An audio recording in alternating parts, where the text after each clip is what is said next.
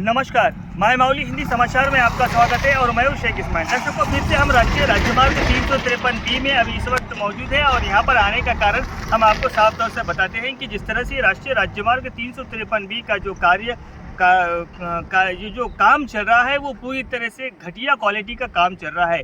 इसके बारे में हमने अधिकारी जो है रोड संबंधित नेशनल हाईवे संबंधित अधिकारी से भी बात की तो वो साफ तौर से कह रहे हैं कि आप यंत्र लाइए और इस काम को है जो वो चेक किया जाए, यानी उसको पूरी तरह से आप देख सकते हैं कि ये काम पूरी उच्च क्वालिटी का हो रहा है, ये ऐसा उन अधिकारियों का कहना है। लेकिन यहाँ पर जो स्थिति देखा जा रही है, अभी इस वक्त हम उपासनालय यानी महाराष्ट्र चंद्रपुर ज़िले के बॉर्डर पर इस वक्त मौजूद है। अब हम आपको बताएंगे कि हमारा सुनहरा तेलंगाना नंबर 1 स्थिति पर जो तेलंगाना है वो उसकी जो सड़क है वो इस तरह से है, यानी इधर डबल रोड, यानी इधर सिर्फ 2 लाइन यानी 10 मीटर की रोड और इधर देखा गया तो 15 यानी 30 मीटर की रोड, यानी टिबल का नुकसान किस तरह से हो रहा है। यहाँ पर तेलंगाना की जनता जो है वो मुख्य दर्शक बनी हुई है। तेलंगाना की जनता के साथ साथ जनप्रतिनिधि है जो अपोजिशन में है वो भी मुख्य दर्शक बनी हुई है। मुख्य दर्शक का मतलब ये है कि तमाशा देखा जा रहा है और ये गारोडी का खेल राजनेता और कॉन्ट्रैक्टर ये सभी मिलकर खेल रहे हैं। किस तरह से क्वालिटी क्वांटिटी के साथ में ये रोड बनी है वो भी बताएंगे हम आपको। जिस तरह से बीच में जो डिवाइडर दिया गया है वो लगभग 3 मीटर का डिवाइडर है। फिर उसके बाद में इधर देखा गया, अगर ये साइड में देखा गया तो 15 मीटर से ज़्यादा रोड दिखाई दे रही है। फिर उसके बाद में एडिशनल रोड भी दिखाई दे रही है। फिर ये साइड में राइट साइड में भी देखा जाए तो ये पूरी तरह से रोड जो है वो पोख्ता यानी अच्छी उच्च क्वालिटी का सबूत माना जा रहा है। लेकिन तेलंगाना में ही ऐसा क्या गजब ढा गया और तेलंगाना की सरकार यानी तेलंगाना का रोड क्या साबित करना चाहता है, यानी तेलंगाना में क्या इधर ट्रैफिक नहीं होंगी। अगर हमने जानकारी ली तो वो कह रहे हैं कि तेलंगाना के अंदर यानी जो 33 किलोमीटर की रोड है, 196 करोड़ रुपए की जो रोड बन रही है उसके अंदर ट्रैफिक कम है, यानी यहाँ चेक पोस्ट आते से यहाँ से गाड़ी गायब हो जाएंगी या तो फिर उधर से गाड़ी आते ये भी तेलंगाना राज्य में दाखिल नहीं होंगी। ये ट्रैफिक कम का ये जो बहानेबाजी है वो तेलंगाना के जनता को लुभाया जा रहा है, तेलंगाना की जनता को बहाने बताकर उनको गुमराह किया जा रहा है। लेकिन तेलंगाना की भी जनता जो है वो मुख्य दर्शक बनकर बैठी हुई है, उनको कोई मतलब नहीं है। जिस तरह से चल रहा है चलने दीजिए। अभी जनप्रतिनिधि 2 महीने से ये रोड का कार्य चल रहा है लेकिन किसी की आवाज़ बुलंद नहीं हुई है। ये समस्या नहीं है क्या? आप किसानों के बारे में समस्या उठाते हैं, आप आरोग्य के बारे में समस्या उठाते हैं, आप विकास के बारे में समस्या उठाए, ये क्या फिर विकास के अंडर में नहीं है क्या? फिर अगर विकास के अंडर में है तो फिर ये महाराष्ट्र में ये ऐसी खूबसूरत रोड बनने का मतलब क्या है? फिर तेलंगाना में नहीं बनने का मतलब क्या है? ये साफ तौर से जाहिर होता है कि यहाँ पर जनप्रतिनिधि, ठेकेदार और ये सभी मिलजुल कर अपनी जेब गर्म कर रहे हैं और अपना गारोडी का खेल जो है वो जो तमाशा है वो सतत कर रहे हैं। अभी इसके अंदर अधिकारी तो बिल्कुल उनके आंखों पे तो पट्टी बनी हुई है। अधिकारियों को कौन सा भी काम यानी रोड के संबंधित जो भी काम होता है वो तो खूबसूरत लगाई दे रहा है, जैसा कि मानो कि ये चांद जैसा खूबसूरत दिखाई दे रहा है, लेकिन चांद जैसे खूबसूरती के अंदर भी दाग है। वो साफ तौर से तेलंगाना की ये 33 किलोमीटर की रोड पर दिखाई दे रहा है। पीछे के बैक साउंड में हम आपको पूरी जानकारी देंगे। हम इसके पहले भी इसके रोड के संबंधित एक न्यूज़ बनाई थी, लेकिन यहाँ पर किसी को लेना देना ही नहीं है क्योंकि जो चल रहा है वैसे ही चलने दे रहे थे। लेकिन जो नुकसान हो रहा है वो आम जनता का हो रहा है। 360 करोड़ में बिकने वाली रोड को 154 करोड़ में क्यों लिया जा रहा है?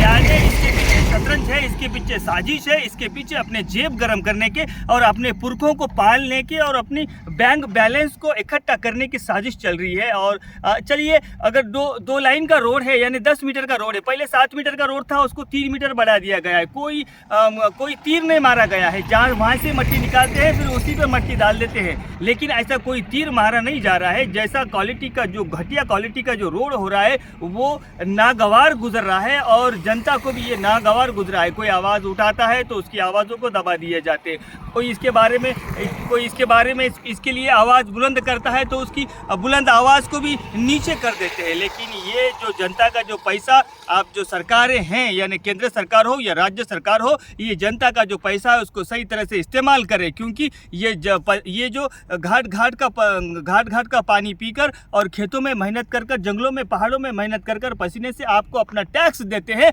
और ये देश के विकास के लिए टैक्स समर्पित करते हैं। लेकिन आप किस तरह से उन उद्योगपतियों को, वो पुणे के कॉन्ट्रैक्टर को, पुणे के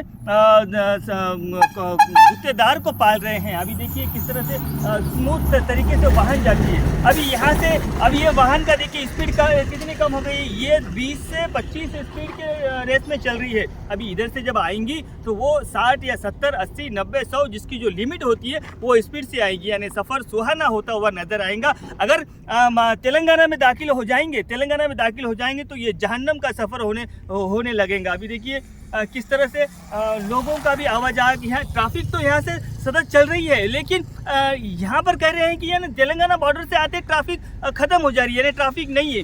फिर ये जो गाड़ियाँ चल रहे हैं ये कहाँ जा रहे हैं? अच्छा, ये तो गायब तो नहीं हो रहे होंगे, यहाँ से तो सीधा तेलंगाना राज्य में ही दाखिल हो रहे हैं। फिर ये जो आपको हम वीडियो के माध्यम से बता रहे हैं, देखिए ये गाड़ियाँ तेलंगाना राज्य में दाखिल हो रहे हैं। फिर यहाँ से रूल्स अलग, यहाँ से रेगुलेशन अलग, यहाँ का कानून व्यवस्था अलग, फिर यहाँ का रोड व्यवस्था अलग, फिर यहाँ की जो रोड व्यवस्था है वो किधर जा रही है? फिर ये अंधकार में, ये तेलंगाना सरकार अंधकार में, ये जो तेलंगाना के जनप्रतिनिधि है वो कहाँ बैठे हुए हैं? आपको जनप्रतिनिधियों को ये सोचना चाहिए कि आपको जो जनता जो है वो वोट देकर अपनी आवाज़ के लिए खड़ा करती है, लेकिन आप प्रतिपक्ष में भी रहकर भी आवाज़ उठाने के काबिल नहीं है। आप भी गूंगे बहरे मुख दर्शक बन के बैठे हुए हैं। धन्यवाद।